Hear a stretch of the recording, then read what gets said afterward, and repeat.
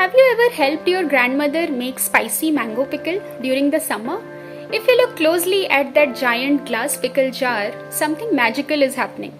A thick golden layer of mustard oil sits right at the very top, floating above the mango juices.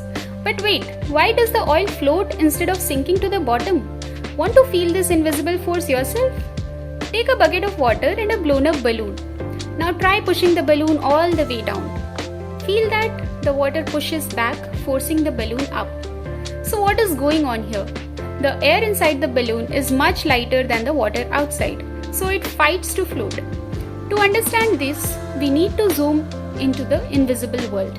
Now imagine a local train coach during rush hour packed tightly with people.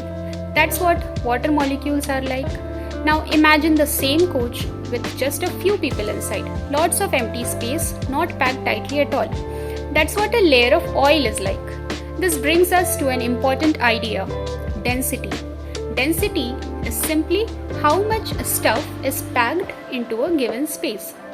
Interestingly, ancient Indian thinkers had already explored this idea. In the Sanskrit text Vaisheshika Sutra, the sage Kanada described a concept called gurutva, meaning heaviness. They observed how substances naturally arrange themselves based on this property. Today we understand this scientifically as density. Because of this, the heavier water settles below and the lighter oil floats on the top. Humans use the same idea to explore the deep ocean. Think about submarines. How do they sink and rise? They use special compartments called ballast tanks. To dive, they fill these tanks with water, increasing their density. To rise, they push the water out and fill them with air, becoming lighter. And up they go. Long before submarines, a brilliant Greek scientist named Archimedes was exploring this idea. Around 250 BC, he was asked to check if a crown was made of pure gold. One day, as he stepped into a full bathtub, water spilled over the edge. And that's when he realized he could measure how much water an object displaces to find its volume and understand its density.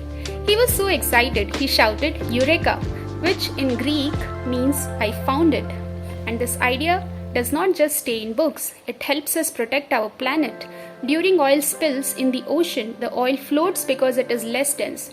Marine environmental engineers design floating barriers to collect this oil from the surface, protecting marine life below. I'm Dr. Kavita from Urjeevi Spark. Science is everywhere around us, from grandmother's kitchen to the deep blue sea. Keep questioning, keep exploring. I'll see you in the lab.